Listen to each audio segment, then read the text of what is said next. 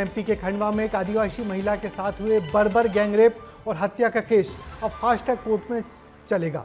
दोनों आरोपियों को कोर्ट में पेश कर पुलिस हिरासत में भेज दिया गया है। हैरानी इस बात की है कि दरिंदगी करने वाले आरोपी महिला के परिचित थे और उसी के गांव के ही रहने वाले थे। दोनों आरोपियों के खिलाफ गैंगरेप और हत्या की धाराओं में केस दर्ज हो गया है।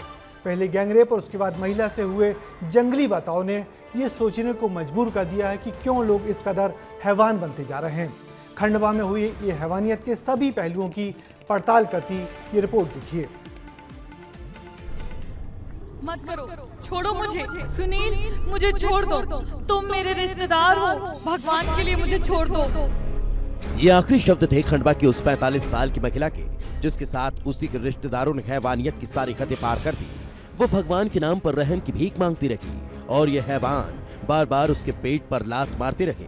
सुनील और हरि के अंदर हवस इस कदर भरी थी कि न तो उन्हें इंसानियत नजर आ रही थी और न उस महिला की चीख सुनाई दे रही थी।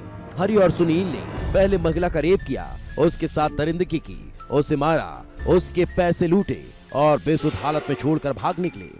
फिलहाल दोनों आरोपी पुलिस की गिरफ्त में गए, लेकिन गिरफ्तारी से पहले दोनों ने इंसानियत पर एक ऐसा दाग लगाया है जिसे मिटाना आसान नहीं होगा।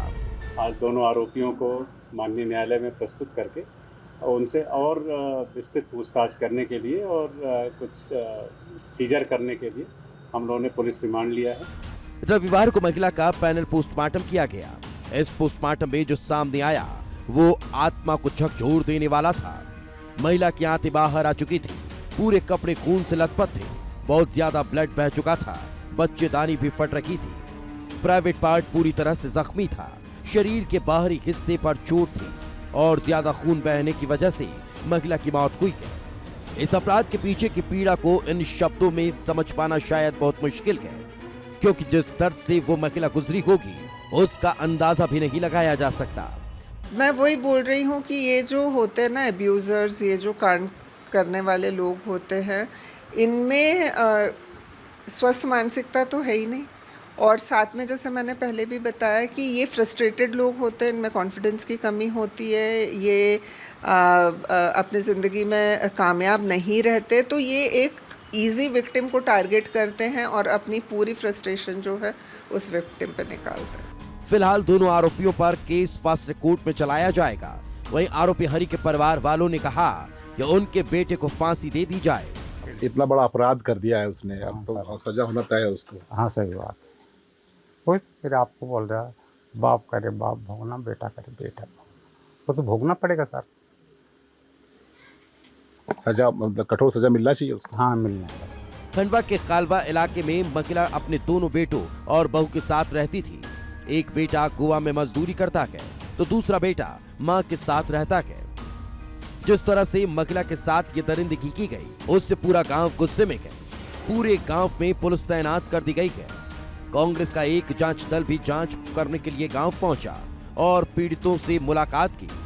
वहीं कांग्रेस के विधायक विक्रम भूरिया ने दिल्ली में कहा कि पीएम मोदी भोपाल में महिला सम्मेलन में आने वाले हैं, उससे पहले ये सुनिश्चित करें कि एमपी में बहनों की सुरक्षा कैसे होगी।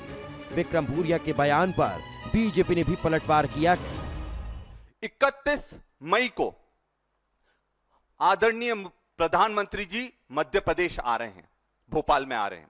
मैं प्रधानमंत्री जी से ये पूछना चाहूंगा और उनसे ये निवेदन करूंगा कि आपके आने से पहले, कम से कम वहां पहुंचने से पहले ये सुनिश्चित करें कि आप अपनी बहनों को सुरक्षित मध्य प्रदेश में कैसे रखेंगे। अगर विक्रांत भूरिया जी आपको राजनीति ही करनी है तो शुरुआत अपने घर से करिए, जहां पर आपके 2 पूर्व मुख्यमंत्री कमलनाथ जी महिला को आइटम कह के संबोधित करते हैं। दूसरे पूर्व मुख्यमंत्री दिग्विजय सिंह आपकी ही पार्टी की महिला को टंचमाल कहते हैं। वर्तमान आपके नेता जो पीसीसी के अध्यक्ष जीतू पटवारी हैं, वो वरिष्ठ नेत्री में रस ढूंढने के लिए निकलते हैं। शुरुआत अगर घर से करेंगे तो अच्छा होगा।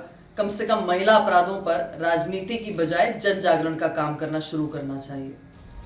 खंडवा के खालवा इलाके में जो हुआ उसे बताना और दिखाना आसान नहीं है, क्योंकि हवस से भरे इन हैवानों ने सारी हदें पार करके पीड़िता को जो जख्म दिए हैं उसके लिए फांसी की सजा भी कम है।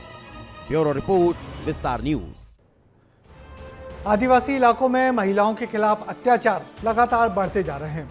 पुलिस प्रशासन घटना के बाद आरोपी तो पकड़ लेती है, मगर इतना ही काफ़ी नहीं है। समाज में महिलाओं को लेकर बराबरी और औरतों का सम्मान बढ़ाने की पहल भी होनी चाहिए, नहीं तो ऐसे मामले लगातार होते रहेंगे और सिर्फ अपराधी पकड़ने पर ही पुलिस प्रसन्न होती रहेगी। आदिवासी समाज में बदलाव लाने की पहल भी होनी चाहिए।